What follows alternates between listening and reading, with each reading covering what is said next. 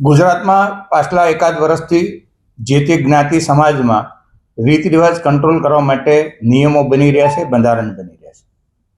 તે વાત સ્વાભાવિક રીતે પાટીદાર સમાજના લોકો પણ સાંભળતા હોય. તો એ લોકો જ્યાં ત્યાં અમને મળતા હોય ત્યારે એક ઈચ્છા વ્યક્ત કરતા હતા કે આપણા સમાજમાં પણ હવે રીત રિવાજ કંટ્રોલ કરવો પડશે, તો એના માટે જાગૃતિ આવે લોકોમાં, એ માટે એક પ્રયાસ કરો. તો હવે જે તે લોકો મળે અને એની રાય, એ કાંઈ સમાજની રાય તો ગણી શકીએ નહીં. તો સમાજ શું વિચારે છે એના માટે એક સોશિયલ મીડિયામાં અમે વિડીયો મૂક્યો, કરોડો લોકો સુધી લોકોએ પહોંચાડ્યો, અને સામેથી જે પ્રતિસાદ મળ્યો છે એ લોકો રીત રિવાજ કંટ્રોલ કરવા માટે નિયમ બનાવવાના પક્ષમાં છે. આ વાત સાંભળી અને લોકોની રાય મેં ગુજરાતના 1000 સમાજ સંગઠનના અમારા આદરણીય આગેવાનોને પત્ર લખ્યો છે કે લોકો આવું વિચારી રહ્યા છે, તો તમે તમારા વિસ્તારમાં તમે લોકોમાં આ વિષય શરૂ થાય એ માટેનો પ્રયત્ન શરૂ કરો, વિનંતી કરી છે. અને આમ લોકોને એક પત્ર સોશિયલ મીડિયામાં આજે મોકલ્યો છે કે ભાઈ તમે 5, 25, 100 લોકો ભેગા થઈ રીત રિવાજ કંટ્રોલ કરવા માટેનો વિષય જ્યાં ત્યાં મૂકો અને આગેવાનોને ભેગા થઈને મળો. આગેવાનને પણ કહો કે આપણે આપણા વિસ્તારમાં રીત રિવાજ કંટ્રોલ કરવા માટેનું એક વાતાવરણ બનાવ્યું. અને આવી રીતે જો આખા ગુજરાતમાં વાતાવરણ બનશે તો એક રીત રિવાજ કંટ્રોલ કરવા માટેનું અભિયાન, જાગૃતિ આવશે. તો આવનારા દિવસોમાં સમાજના બધા લોકો ભેગા થઈ, આગેવાનો ભેગા થઈ, લોકોની રાય મુજબની નિયમો નક્કી કરી અને બંધારણ કેવી રીતે અમલ કરવું એના માટેની વ્યવસ્થા, પ્રયત્ન શરૂ કરશે.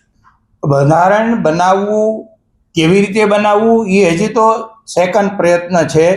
અત્યારે તો લોકોમાં જાગૃતિ આવે, નીચેથી વધારે અવાજ ઊભો થાય કે ભાઈ બંધારણ બનાવવું છે. નીચેથી લોકોના માઇન્ડમાં એમ છે કે ભાઈ મોટા મોટા માણસ જ્યાં સુધી નાના પ્રસંગ નહીં કરે ત્યાં સુધી નીચે નાના પ્રસંગ કે હવા નહીં બને. તો એની પણ એક રાય બની છે કે મોટા માણસો પોતાની કંપનીના બેનર નીચે કાર્યક્રમો કરે, જે રાષ્ટ્રીય આંતરરાષ્ટ્રીય સંબંધો ડેવલપ કરે, કંપનીના કાર્યક્રમોમાં લોકોને બોલાવે, કંપનીની બ્રાન્ડ ડેવલપ કરે, પરંતુ પોતાના સંતાનોના લગ્ન એક સામાન્ય નાની પદ્ધતિમાં કરે, રીત રિવાજમાં રહી, સમાજના રીત રિવાજમાં રહીને કરે, તો એ કંપનીની પણ બ્રાન્ડ મોટી કરી શકશે, વ્યવસાયિક સંબંધ પણ ડેવલપ કરી શકશે, અને બીજી સાઈડ સમાજની જે પીડા છે એમાં પણ એ સહયોગ આપી શકશે. આવી પણ એક નીચેથી રાય બની રહી છે. એટલે આ બધા આ માટે અત્યારે મંથન કરી રહ્યા છે. મંથન કરવાનું અભિયાન વધારે વેગવંતુ બને એ માટેનો અમારો પ્રયત્ન છે. કુરિવાજો લોટો કુરિવાજો છે.